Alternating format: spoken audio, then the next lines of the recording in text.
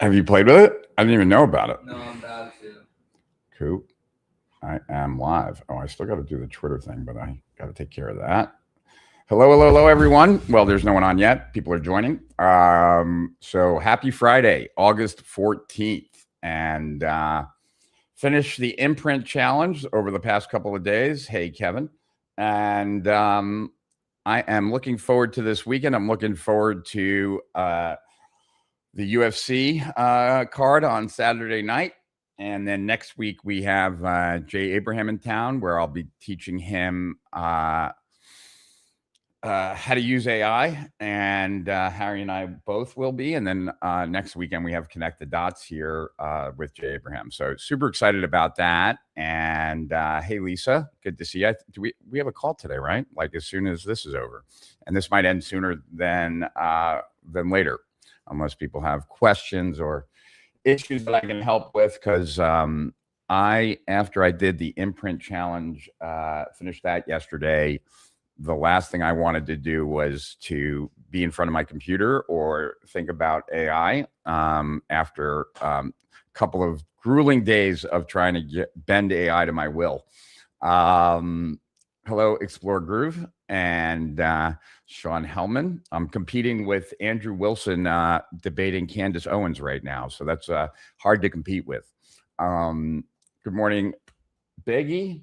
And so anybody got any questions? Anybody got anything that is an obstacle or blocking them? And I might as well say it because I always do. The reason I'm doing these live streams is because I'm trying to get people to know about the AI Business Manifesto. It is the report that I am most proud of the reports I've written over the last 25 years. I think it points to a bunch of opportunities for any entrepreneur to really take advantage of what I believe is going to be the next scarce commodity that the whole world deals with, kind of similar to attention, but it will be judgment. And so that's why I'm here. I'm here because I want to talk to you about AI, about judgment, about the imprint, about Atlas, and haven't yet checked out the Grokbot, but there's been a bunch of chatter about that online the last day or so, and I am looking forward to it. Okay, TOC, I need to build an orchestrator that can run overnight. I think it could be generic, but the first use will be to gather my alumni data on my computer. All right, I need to build an orchestrator that can run overnight.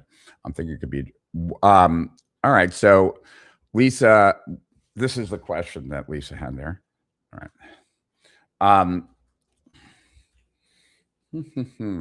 Okay, but the first use will be to gather alumni data on my computer. So that doesn't seem like that's that big of a job. And depending on how it's set up, like where it is, that might even be able to be done with a local model. It's like I have a local model that does all the wiki links from all my files and everything, like pretty brainless stuff.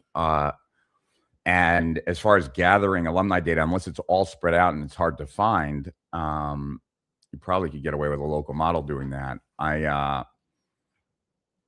have I'm reorganizing like a 40 terabyte drive right now, and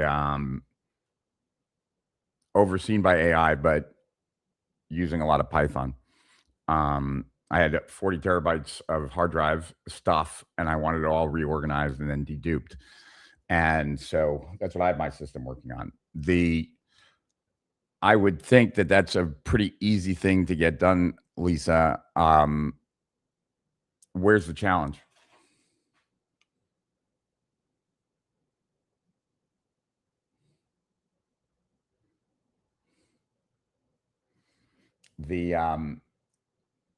What was really cool about the imprint challenge that we just finished was giving people the experience of seeing their judgments captured revealing the underlying pattern in their judgments, and then formalizing like a new perspective going forward.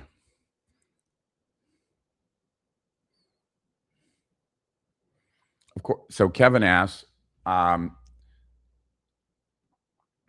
to interrupt, just posting this also, can we build out an AI to strategically help us find where our customer audience is online, identify and connect with them? Yeah, that's really relatively easy to do as long as you're clear about who the customer is. Are you clear about who the customer is, Kevin? Because if you are, then it's relatively easy. And we could even take a crack at it today if you have like a pretty good avatar or ideal client profile or something like that. Huh. I know this weekend I want to play around with the Grok bot. I also want to play around with Buzz. Have you played around with Buzz yet or no? No, not really. Yeah, I haven't played around with Buzz. Donnie has a little bit. Yeah, Donnie still raves about it. So that's Buzz is what was put out by Jack Dorsey, and it's kind of a way to manage multiple agents. So might be something interesting. All right. If judgment follows a pattern and AI can identify it, how would it affect the assumption that judgment is a competitive advantage? Let me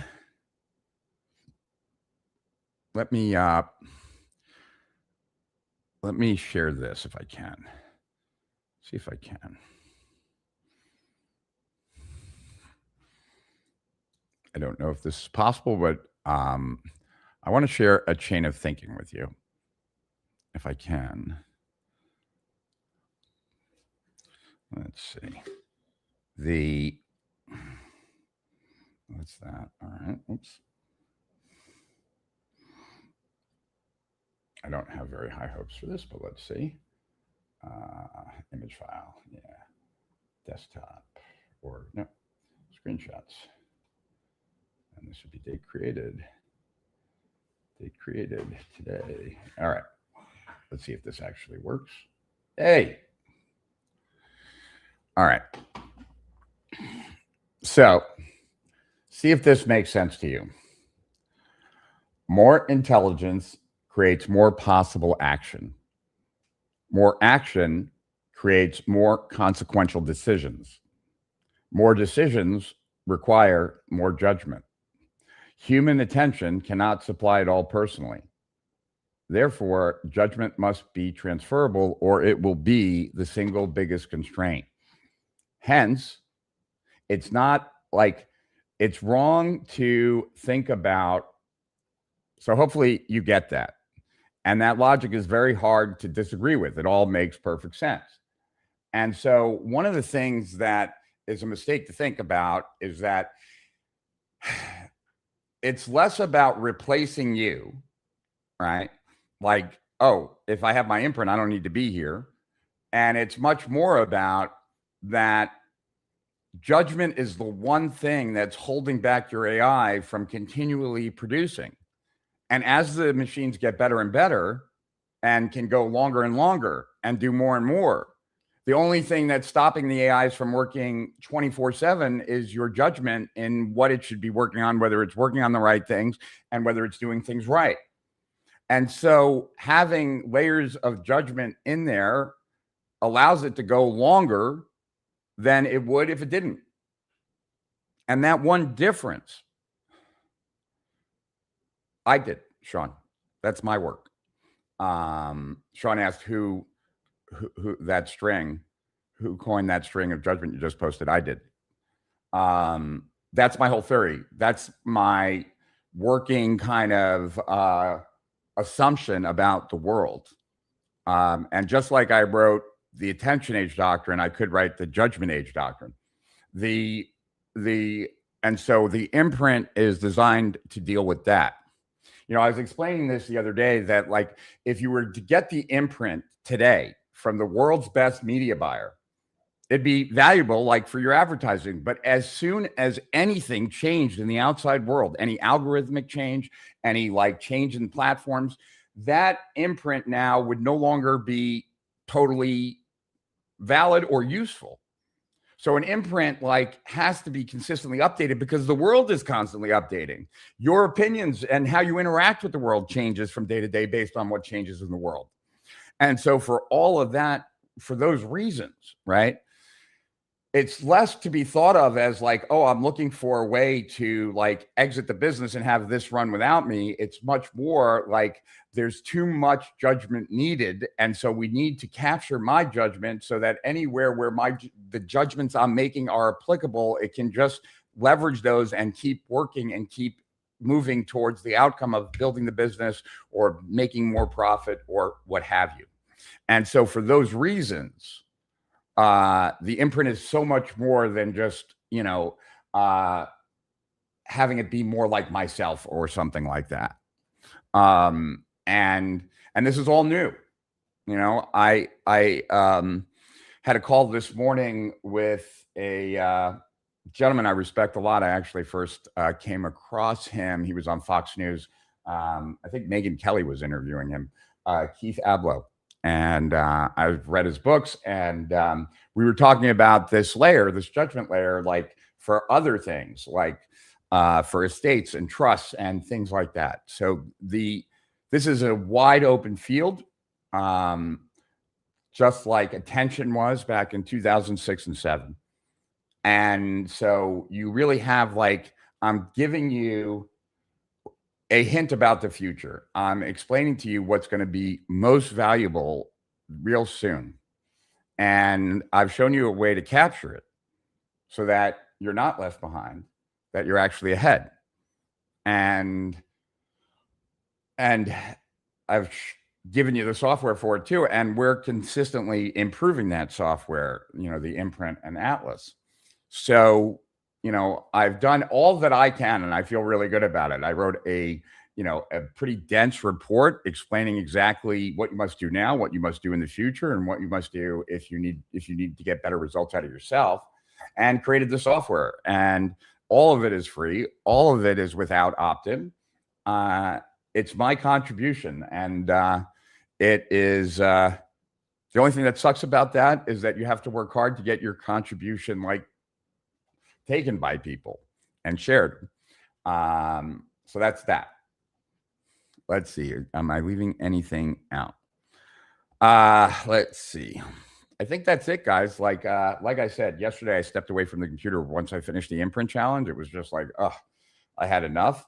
I am going to do a session later today where Harry set it up for me, where I'm going to have a 3-way conversation with Fable 5 Ultra and Codex 5.6 Ultra. And I want to try and get to the bottom of why I feel that the 5 models seem to forget simple things that it shouldn't forget. And I'm not sure what that is. And I want to figure that out because I have had, I've had more challenges with AI in the last couple of weeks than I have had in a while. Let's see, what's the question here? Is the goal to have enough judgment cases to establish patterns and then hard code them using Python? Can we at some point hard code judgments, or it stays in the hands of the LLM as a mirror? You're kind of on the right track, but not in the direction that you're going.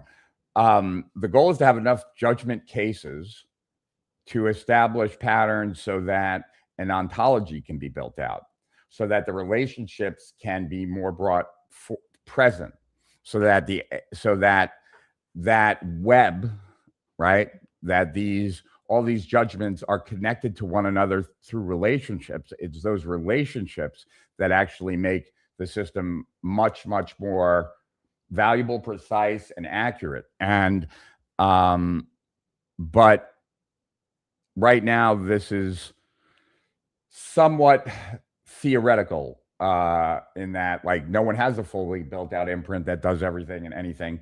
This is my hypothesis. This is what we're working towards. And I've seen enough of a benefit when everything's in place to know that this is the path, but it's still new. And And it's that ontology that will really amp it up. So I wouldn't necessarily say it goes to Python, but it does go to a much more evolved way of it being stored. And maybe it'll be another way, like, because as I've mentioned on these calls, on these live streams, I'm going to fund a hackathon and have a big prize for someone who builds a much better imprint, because I think the world needs it, and I'm happy to kind of be the benefactor. What was the main lesson that I learned?